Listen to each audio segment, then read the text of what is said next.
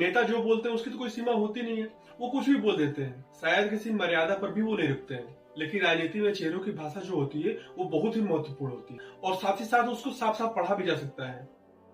राजस्थान जहां की राजनीति में पूरे 4.5 साल तक अशोक गहलोत और सचिन पायलट के खटर पटर के अलावा कुछ भी सुनाई नहीं दिया, उसी दोनों की धरती पर आजकल वसुंधरा राजे की जो चेहरा है वो खूब पढ़ा जा रहा है। चुनावी साल में ही सही, लेकिन एक बार फिर से वसुंधरा राजे की जो चेहरे की मुस्कान है एक बार फिर से वापस लौट आएगी। लगता है देर से ही सही, लेकिन जो मुख्यमंत्री पद के दावेदार है भाजपा से, उनमें से वसुंधरा राजे को अपना संकेत मिल चुका है कि अगला जो दावेदार है वो वही होंगे।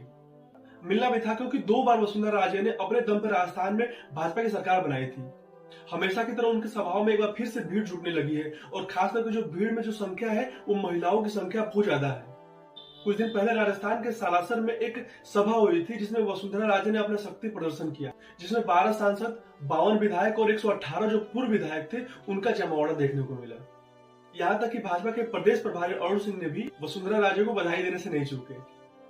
इस सभा में वसुंधरा राजे के भाषण में पार्टी आलाकमान और प्रधानमंत्री के प्रति बड़ा ही प्यार और रिस्पेक्ट दिखा। उन्होंने स्पष्ट रूप से कहा कि अब राजस्थान के सिर्फ विकास का मुकुट लगने से कोई नहीं रोक सकता।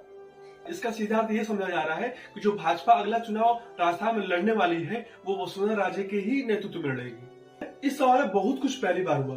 पहली बार भाजपा के जो बड़े नेता थे राजस्थान के वो एक साथ जुटे।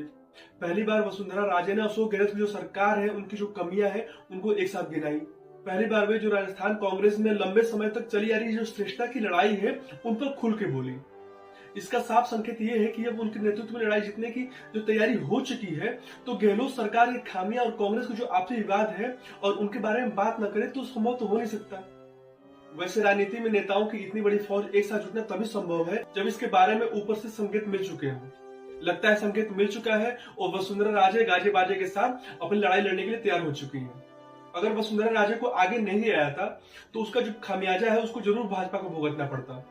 समझा जाता है कि फायदे नुकसान की यही सारा गणित मिलाने के बाद जो वसुंधरा राजे को आला कमान ने आगे करने का निर्णय लिया होगा। यह माना जा रहा है कि उनके आने के बाद जो बहुत सारे ऐसे दावेदार थे जो यहाँ वहां उग गए थे वो अपने आप ही शांत हो जाएंगे, क्योंकि आपको पता होगा कि आखिर राजनीतिक पार्टी को चाहिए क्या, उनको बस जीत से मतलब है। वो उन्हीं दावेदार को आगे करती है जिनको लगता है कि वो जीत सकता है, क्योंकि चुनाव में जितने सारे निर्णय लिए जाते हैं बस जीतने के लिए लिए जाते हैं।